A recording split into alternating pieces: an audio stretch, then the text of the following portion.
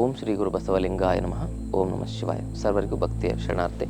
ನಾನು ನಿಮ್ಮ ಯೋಗ ಗುರು ವೈದ್ಯ ಶ್ರೀ ಚನ್ನಬಸವಣ್ಣ, ಶ್ರೀಗಂಗಾ ಯೋಗ ನಿಸರ್ಗ ಚಿಕಿತ್ಸಾ ಹಾಗೂ ಆಯುರ್ವೇದ ಸಂಶೋಧನಾ ಕೇಂದ್ರ, ಆರೋಗ್ಯ ಮಹಾಮನೆ, ಬೆಂಗಳೂರು, ಹುಬ್ಬಳ್ಳಿ, ಧಾರವಾಡ ಹತ್ತಿರ, ಮುರುಕಟ್ಟಿ. ತಮ್ಮೆಲ್ಲರಿಗೂ ನಮ್ಮ ಯೂಟ್ಯೂಬ್ ಚಾನಲ್ಗೆ ಭಕ್ತಿಯ ಸ್ವಾಗತವನ್ನು ಕೋರ್ತಾ ಇವತ್ತಿನ ಸಂಚಿಕೆಯಲ್ಲಿ ಅಗಸೆ ಬೀಜದ ಒಂದು ಅದ್ಭುತ ಲಾಭಗಳನ್ನು ನೋಡೋಣ.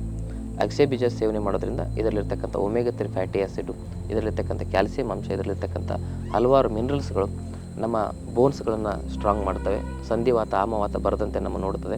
ಅಜೀರ್ಣ ಮಲಬದ್ಧತೆ ಸಮಸ್ಯೆಗೆ ನಿವಾರಣೆ ಕೊಡ್ತದೆ ಹಾಗೂ ಹೃದಯದ ರೋಗಗಳು ಬರದಂತೆ ತಡೀತದೆ ಹಾಗೂ ಶರೀರದಲ್ಲಿ ನರನಾಡಿಗಳ ದೌರ್ಬಲ್ಯತೆಗಳನ್ನು ತಡೀತದೆ.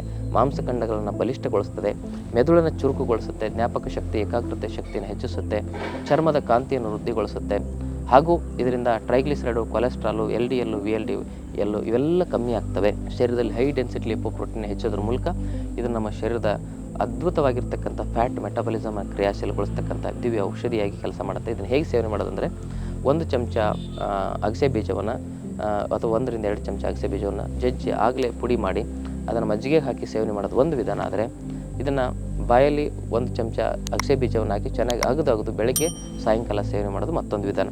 ಇದರ ಬಳಕೆಯನ್ನು ನಿರಂತರವಾಗಿ ಬಳಸೋದಾದರೆ ಮಿನಿಮಮ್ 1 ತಿಂಗಳು, ಮ್ಯಾಕ್ಸಿಮಮ್ 3 ತಿಂಗಳವರೆಗೂ ಇದನ್ನು ಬಳಸ್ಬೋದು ಅಂತಕ್ಕಂಥ ಮಾತನ್ನು ಹೇಳ್ತಾ ಈ ದಿನದ ಸಂಚಿಕೆಯನ್ನು ಮುಗಿಸ್ತೇನೆ. ಈ ಮಾಹಿತಿ ಇಷ್ಟ ಆದರೆ ಶೇರ್ ಮಾಡಿ ಹಾಗೂ ನಮ್ಮ ಚಾನಲ್ನ ಸಬ್ಸ್ಕ್ರೈಬ್ ಮಾಡಿ. ತಮ್ಮೆಲ್ಲರಿಗೂ ಭಕ್ತಿಯ ಶರಣಾರ್ಥಿ.